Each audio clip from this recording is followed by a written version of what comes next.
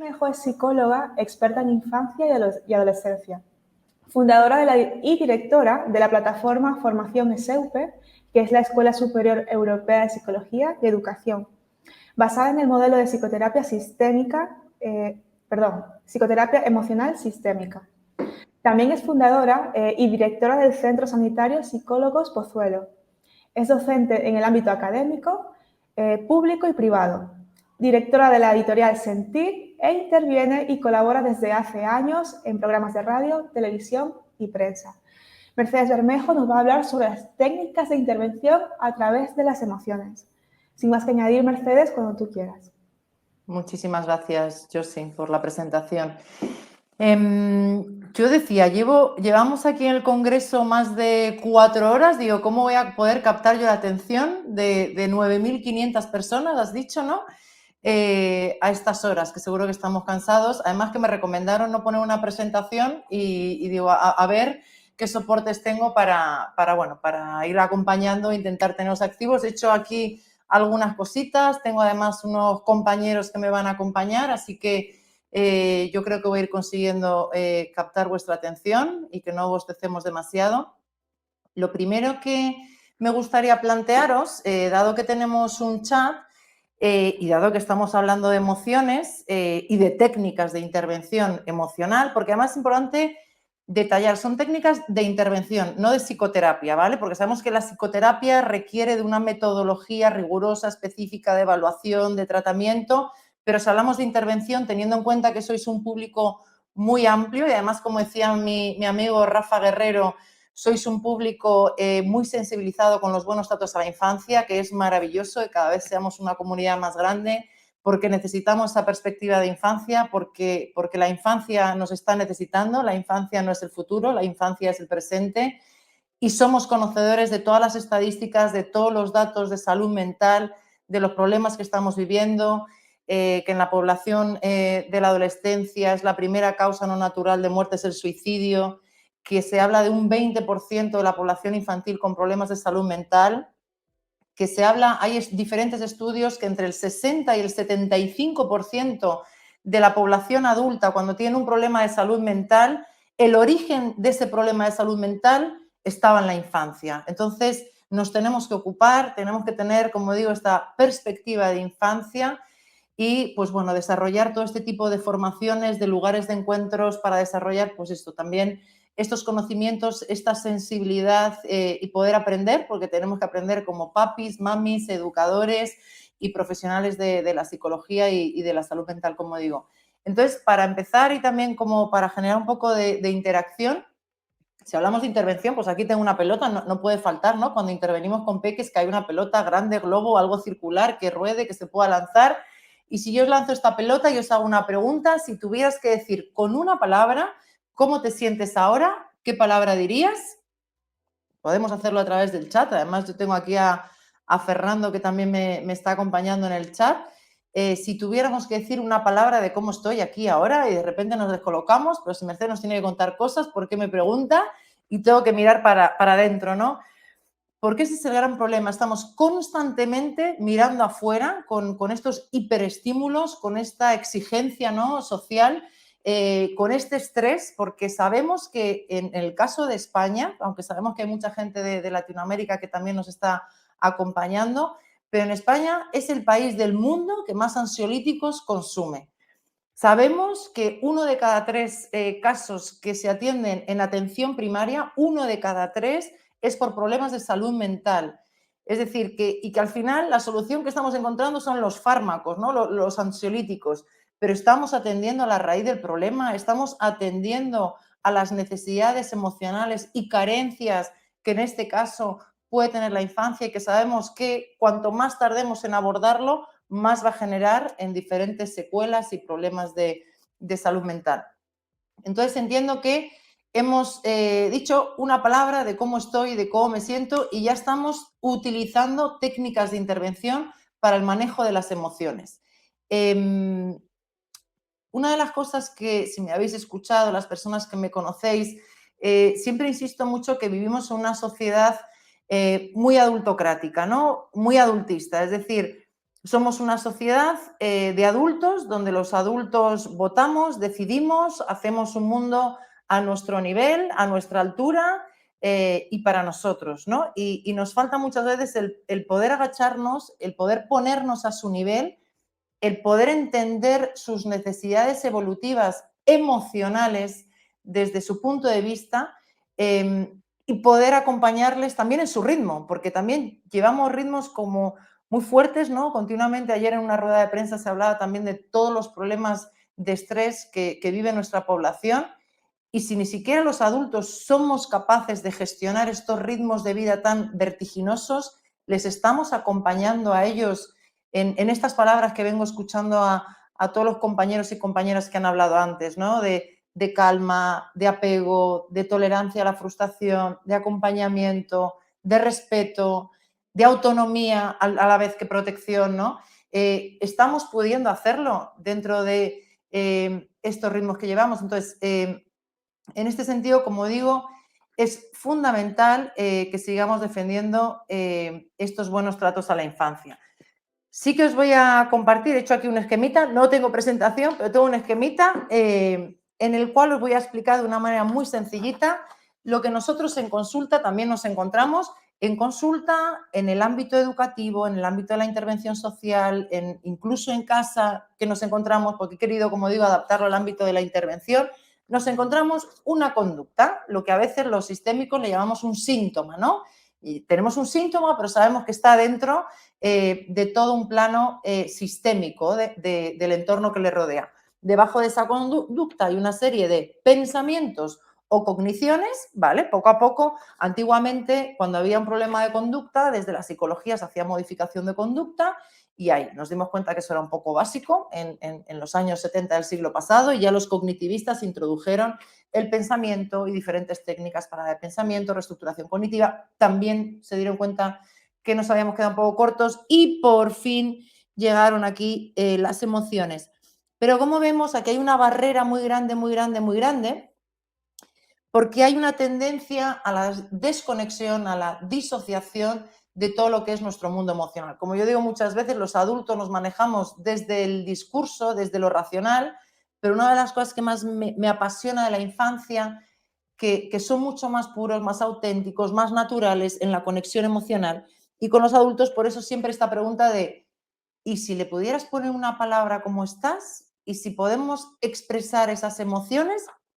Entonces, es importante entender que debajo de una conducta, que además puede ser externalizante, esas conductas que van a, esto que hemos escuchado, alteración de la conducta, un trastorno posicionista desafiante, trastornos de conducta, eso que va hacia afuera, pero a mí me preocupa mucho más estas, las conductas internalizantes, las que van hacia adentro. Yo reprimo y aquí están los trastornos de la conducta alimentaria, las adicciones, los problemas psicosomáticos, etc., etc., porque no hay un permiso fuera en mi sociedad para poder contener ese síntoma. Y poco a poco, como digo, hay una conducta, que debajo hay un pensamiento y debajo conectamos con esa emoción. Y yo os pregunto, si tuviéramos que decir de una manera muy sencilla 4 emociones básicas, sabemos que hay muchas y de hecho pues, nosotros estamos haciendo desde la investigación, desde la unidad de investigación, todo un estudio en torno a las emociones y estamos intentando generar diferentes recursos y herramientas que tengan una evidencia científica y tengan una validez y que se puedan utilizar dentro del contexto psicoterapéutico, pero vamos a hacerlo básico y sencillo en este corto ratito que tengo. Y si tuviéramos que decir que hay 4, ¿cuáles diríamos que hay? ¿No? Si lo ponemos un poco por escala, porque estamos aquí hablando de niveles de profundidad. Pues aquí es donde entra mi amiga que me acompaña hoy y aquí tenemos alegría, ¿vale? Os presento alegría, que es un plant animal porque es mitad planta, mitad animal y es una margarita que cuando está muy, muy contenta, estos pétalos están ahí como incluso fosforitos, muy alterados y es mitad margarita y es mitad pájaro también. Y a veces ese pájaro más avestruz, que esconde, ¿no?, la pseudoalegría que conocemos, que está escondiendo muchas veces otras emociones. Esta es una emoción agradable, no positiva, agradable, y ahora os presentaré también otras que son más desagradables. Si tuviéramos que decir algo que nos pone contentos, ¿qué diríais? qué cosas se os ocurren que os ponen contentos? Esto lo podemos ir compartiendo a través del chat, ¿vale? Aquí tenemos alegría, una emoción socialmente muy aceptada, incluso muy impuesta, ¿no? Que decía el compañero que hablaba antes, esto de que tenemos que poder con todo y tenemos que además tener una sonrisa y tenemos que estar contentos, ¿vale? Nos vamos a ir una capita más abajo, las emociones, teníamos la alegría y os voy a presentar aquí a otro compi. ¿Sabéis quién es este? ¿Os suena un poco? Yo creo que sí, ¿no? Lo podemos intuir. Este es enfado, ¿vale? Enfado es mitad tigre, mitad cactus. Cactus porque cuando está muy enfadado lanza unos pinchos, no sé si os suena eso cuando uno está enfadado que lanza así como unos darditos, pues aquí tenemos a enfado. Enfado, de hecho, es una emoción socialmente incluso más aceptada en el género masculino que en el género femenino. Pero una de las cosas que trabajamos mucho desde el ámbito de la intervención es poder entender qué hay detrás de enfado, porque cuando estamos con alegría, eso nos invita a vincularnos, a compartir, a estar de buen rollo, pero cuando estamos con enfado, ¿eso qué nos genera en la relación, en el vínculo con el otro? Porque antes lo decía Rafa también, ¿no? Lo que cura, lo que sana es el vínculo. ¿Qué pasa con enfado? Cuando el otro está enfadado, sea un paciente, un pacientito, un compañero, o me retiro para protegerme o cuidado, es lo que decimos en sistémica, entramos en escalada, porque tú más, porque tú más, porque tú más, porque tú más, ¿y quién corta eso? Sabemos que solo cortan, ¿vale? Dentro de la jerarquía solo tienen que cortar los de arriba, los adultos, ¿vale? Entonces, desde enfado, de alguna manera, los mensajes yo, esto seguro que os suena, no hablar tanto, en terapia decimos no hablar tanto desde el tú, porque tú, sino hablar desde el yo, incluso desde la circularidad que decimos desde la sistémica, ¿no? Yo me siento así cuando tú haces esto, ¿no? Pero en terapia tenemos un esquemita, que ahí le he pedido a Fernando que me hiciera el favor de ponerlo en el chat, porque íbamos a contrarreloj con los ilustradores, pudiendo compartir un esquema. Ay, gracias, Fernando. ¿Qué hay detrás de enfado?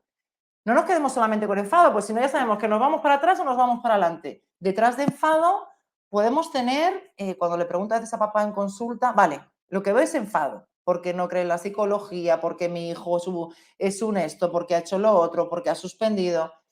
Pero cuando le saco este esquemita, que lo teníamos antes no tan bonito, ¿qué nos encontramos? Pues mira, me siento culpable porque siento que a lo mejor no le he dedicado a mi hijo el tiempo que debería. O me siento frustrado porque siento que he fracasado.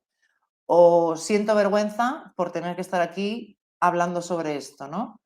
O siento miedo porque estoy perdiendo a mi hijo. O siento celos porque veo que está muy unido a su madre. O estoy cansado también, ¿no? Pero fijaros, ya estamos hablando en otro término. Ya no estamos hablando del enfado, que sabemos lo que genera, sino que estamos hablando desde otro lenguaje. Entonces, desde el ámbito de la intervención, que podamos traducir, ayudar a traducir, ¿vale? Esas emociones por otras emociones que nos ayuden más a poder vincularnos y entendernos. Vamos con otra emoción que hemos dicho 4, ¿eh? Habéis dicho primero alegría, ahora otro enfado y ahora os voy a presentar a otro compi que está también por aquí esperando para salir. Ya no hace falta la esquemita, Fernando, gracias. Y aquí tenemos, aquí os presento. Aquí os presento, ¿quién creéis que es este? Este es tristeza, ¿vale? Tristeza es mitad mamut, mitad sauce llorón, porque cuando llora mucho se le van cayendo las hojitas y las va dejando por el camino. Tristeza también es una emoción socialmente más aceptada en el género femenino, que hay veces que lo que hacemos es jugar, vale, ahora estamos con tristeza, pero espera, ahora vamos a traducir esa tristeza y nos vamos a enfado. Y luego nos vamos un ratito y también vemos un ratito alegría.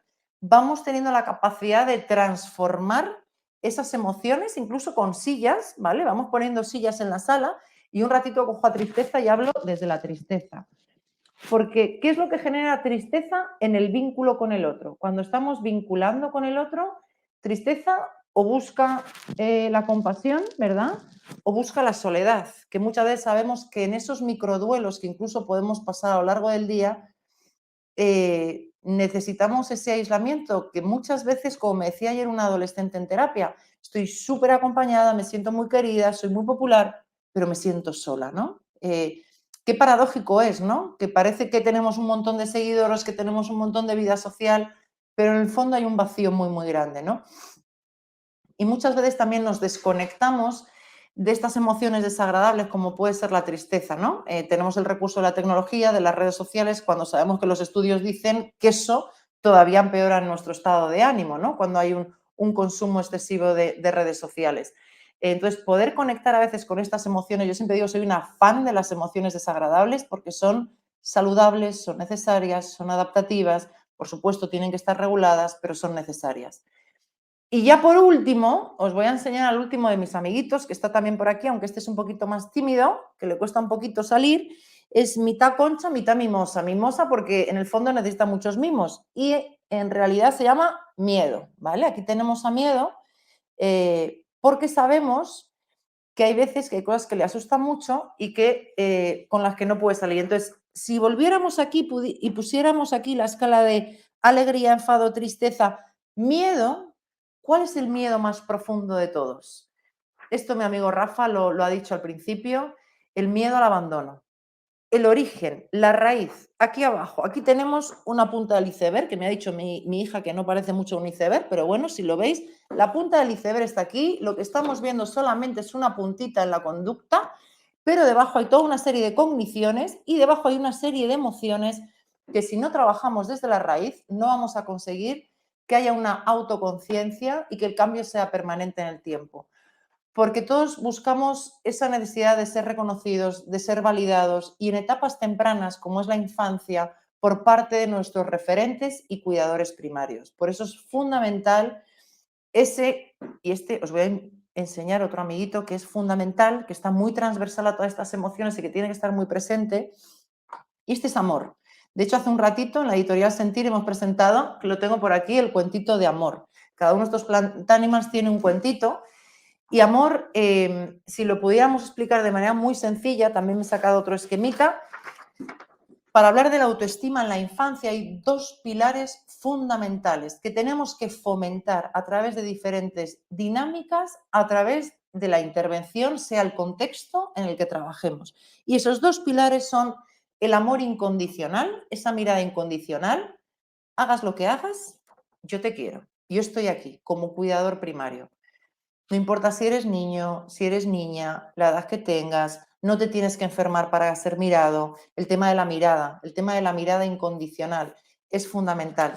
Y también la mirada condicional. Oye, que de mí se espera algo, ¿no? Hay una expectativa. También es importante que haya una expectativa que sea de acuerdo con las competencias y las capacidades que pueda tener cada peque. Pero fundamental, de manera transversal, que tengamos muy presente a nuestro planta animal, amor, que amor es mitad oso panda, porque además hemos querido representar todos los animales que hay en los diferentes continentes, y es mitad baobab, que el baobab es un árbol muy grande y muy robusto que hay en África y muy sólido, y nos parecía una manera muy bonita también de representar esa base segura y de contención que necesitan nuestros peques. Dentro de la intervención emocional, os voy a contar así como súper rápido, también para no aburriros y en estos minutitos que me quedan, cómo trabajamos desde diferentes ámbitos lo que son las competencias emocionales. Desde la psicoterapia emocional sistémica, que comentaba mi compañera Carola, se trabaja también desde la base de la inteligencia emocional. Y si dijéramos 6 competencias emocionales, que de manera transversal es fundamental que en los diferentes contextos, como puede ser el familiar, podamos trabajar sobre ello. Número 1, autoconciencia. Eso lo hemos hecho aquí hace unos minutitos, con la pelotita. ¿Cómo estoy? De repente miramos para adentro. Espera, que nos ha preguntado Mercedes, ¿cómo estoy aquí y ahora? No es fácil hacer ese trabajo de autoconciencia. Yo con los papis, mamis, en consulta, tengo que sacar mi chuleta. Ahora, por suerte, tenemos el esquemita, los plantánimas. Es de pues si yo vengo aquí a que me repares al peque, ¿cómo me siento? Y siempre decimos eso, no hay prisa. En consulta no hay prisa. Y no estamos ni para juzgar, ni para criticar, ni para decir lo que tienen que hacer. Pero hacemos ese trabajo de una palabra, simplemente una palabra. ¿Cómo estás? Mira, y todo vale, ¿vale? Es importante, todo vale. No vamos a estar diciendo esto está bien, esto está mal. Segunda competencia emocional, expresión emocional. Una, hemos conectado con nuestra emoción. Dos, hemos tenido el valor de poder poner fuera algo que sentimos dentro. Y eso poder generar diferentes espacios de seguridad, juegos, dinámicas para poder hacerlo. Mira, aquí tengo también algún otro juego, por ejemplo, a través de estos esquemitas. Esto lo hacemos en los talleres de cuentiterapia, no es mérito mío, es de los alumnos que tenemos de prácticas. Por ejemplo, jugamos con las dianas, donde vamos moviendo cada una de las emociones y vamos haciendo una ruleta. Aquí la creatividad es fundamental. Por ejemplo, yo tengo aquí también pinturitas que utilizamos, rotus, la plastilina, las ceras. Y os digo un truco, esto lo utilizábamos mucho en el departamento infanto-juvenil, pero los adultos cada vez lo están utilizando más, animalitos, de estos de pequeñitos que puedan representar diferentes situaciones, de cómo expresar la emoción, de cómo, qué le diría uno a otro a través de una pregunta circular. Aquí tenemos las bolitas estas también de plastilina que se secan, que se moldean, arcilla, cualquier material de papelería creativo que fomente también la expresión corporal, como digo, la creatividad y sobre todo el pensamiento mágico. Estamos en una etapa evolutiva donde el mundo de la fantasía es muy importante, ¿no? Y tiene su magia, ¿no? Yo creo que es importante que no estemos tanto desde la parte del discurso, sino utilizando recursos lúdicos, creativos, pictóricos, corporales. Y seguimos, porque sé que os he dicho 6 y llevamos 2, ¿vale? Autoconciencia, expresión emocional. 3, autorregulación, que de esto saben más mis compis que han hablado antes, especializados en neuropsicología. Sabemos que el cerebro humano se desarrolla desde el lóbulo occipital hasta el córtex prefrontal. Sabemos que esta parte del cerebro, cuando voy a los coles a dar charlas, siempre aviso, voy a daros una mala noticia. ¿Estamos preparados? Porque la última parte del cerebro que termina de desarrollarse es el córtex prefrontal, que termina de madurar entre los 20 y los 25 años. Así que mucha paciencia, pero sabemos que es como un músculo, que eso se puede entrenar. ¿Y sabéis cómo se entrena? Con el modelaje.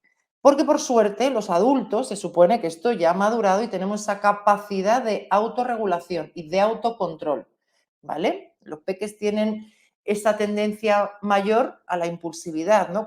Cuando me dicen, los papis, no, es que tiene 3 años y quiero que deje de tener pataletas. Bueno, pues tenemos que irnos un poco a las etapas evolutivas emocionales y poder hacer un poquito de psicoeducación para poder entender un poquito mejor a la infancia. ¿Vale? Autocontrol, autorregulación y ahí el modelaje del adulto, la contención y acompañamiento emocional, sabemos que es fundamental. Siguiente, habilidades sociales. Sabemos que además en los últimos tiempos para la infancia ha sido muy complicado el poder ejercitar estas habilidades sociales, que los adultos en principio sí que podríamos contenernos en ese sentido, pero para la infancia estas relaciones con los iguales en una etapa evolutiva tan clave donde desarrollan esas estrategias sociales muchas veces se han visto mermadas, ¿no? Como consecuencia de la pandemia. Por eso ahora en consulta nos estamos encontrando muchos casos donde trabajamos mucho las habilidades sociales, ¿no? Y ahí, ¿cómo hacemos? Hacemos teatros, hacemos guiñoles, hacemos representaciones, hacemos role-playing, hacemos simulaciones. Pues el otro día con un peque, pues simulamos como si estuviéramos en la ruta del autobús porque le quiero invitar a un niño que me cae bien a que venga a jugar a casa. Pues bueno, yo hago un ratito del niño, luego me muevo del autobús, luego hago del otro niño y jugamos y hacemos un como sí. Porque cuando el niño está preparado para funcionar y para simular a través del juego, cuando se hace a través del juego, ya está preparado para poder hacerlo en la realidad. Y hacerlo desde lo simbólico es fundamental. 2 competencias emocionales que me quedan.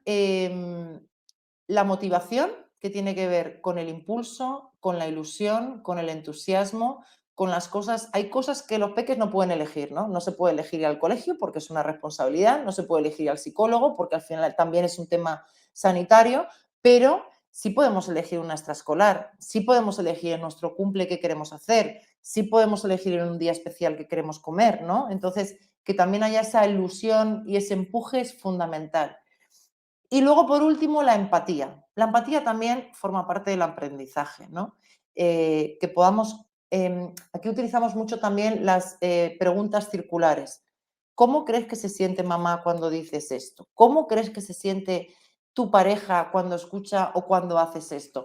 Que fomentemos la capacidad de poder ponernos en los zapatos del otro. Y para eso es fundamental, como yo digo siempre, cuando hay papis empáticos es más fácil que tengamos peques empáticos.